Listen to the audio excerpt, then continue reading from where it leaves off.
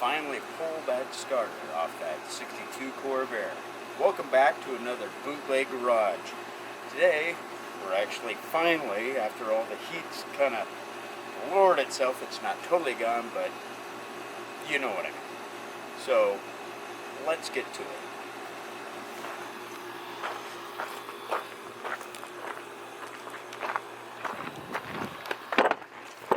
Okay, first off, you pull the tire. Then you can see it right here. This is the starter. And you probably won't be able to see it, but here's one bolt. And the other, if you can see it, I already put a wrench on right here. And guide me, I reached over, and you can reach over right up here and actually touch the other bolt, which makes it a little bit easier.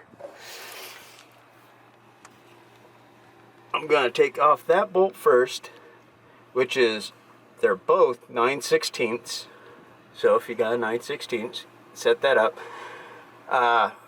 For the solenoid, for the power wire, that is a 5/8.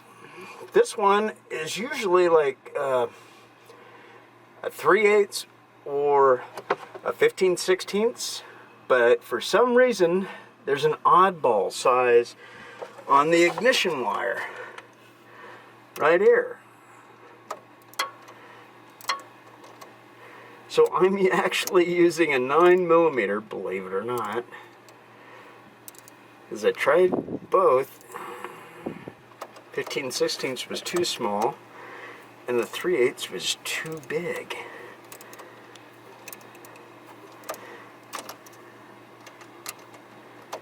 Get this out of here.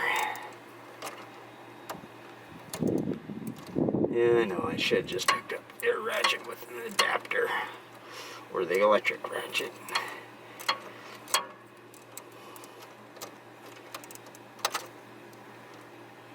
The rest isn't making it too hard. These things seem to be coming off pretty easy. See? And there is that one. And of course you disconnect the battery, but since we don't have the battery hooked up, we hooked it up and we heard the solenoid kick, but do nothing. It tried.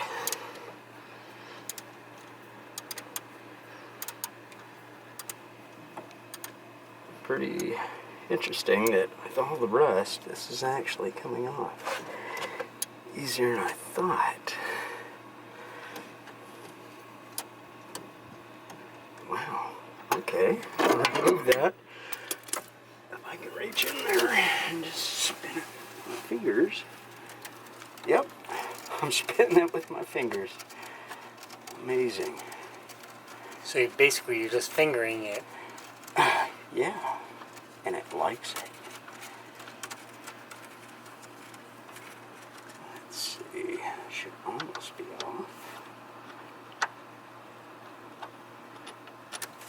And there we go. That's that bolt. Yep. I'm gonna get the other wire off.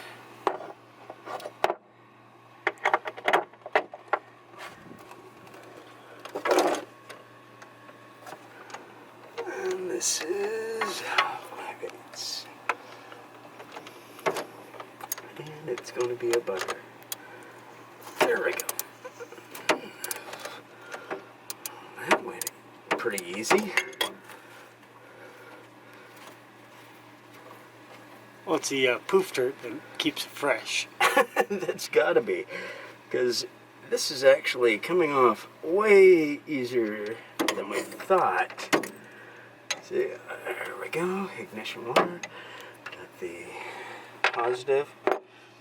Now, let's see, yeah, let's use the shorter.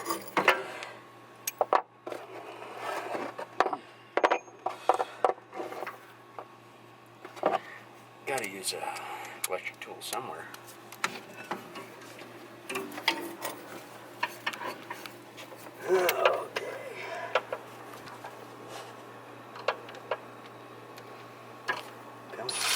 There we go.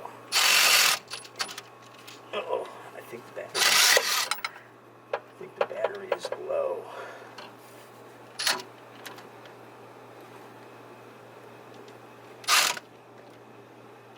Yep, the battery's low. That's fine.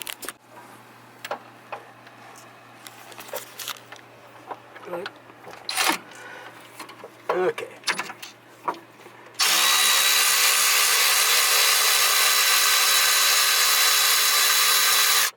Huh.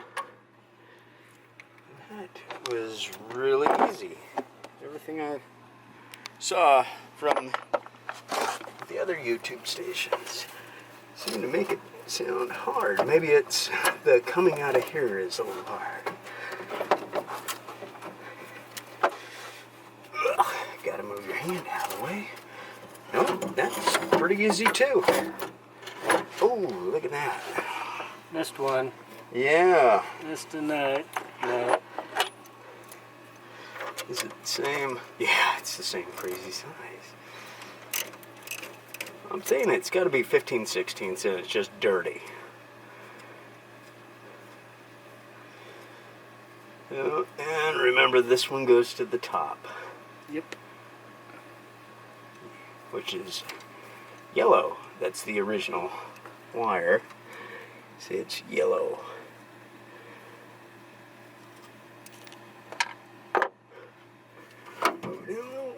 Pull that little guy off.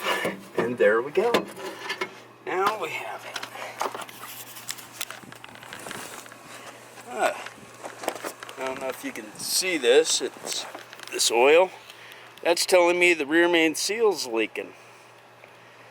It's going to be fun. But we'll get to that. When we get to that point, when we have to actually drop the engine.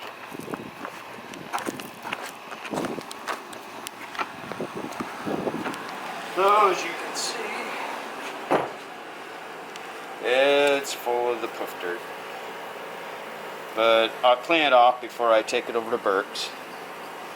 Burke will end up rebuilding this. But as you can see, it wasn't that hard. Everything I always heard about that back bowl, they were saying was hard, so I guess it wasn't. There we go, that's the point. Yep, just like that. So yeah. So basically that is pretty simple. And if I remember right, Clark's Corvair actually carries these. And there's that Corvair place in California. And some of the parts stores can still get these. But I don't want to do that. I want to actually use the original one, plus I have a friend Burke, and that's what he does. Burke generators, alternators, and carburetors he rebuilds. And that will make it a little bit cheaper, because building one of these you'll spend more than what you'll ever get out of it. And that would be it for today.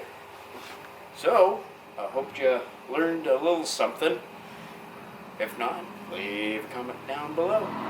And we'll catch you next time on Bootleg Garage.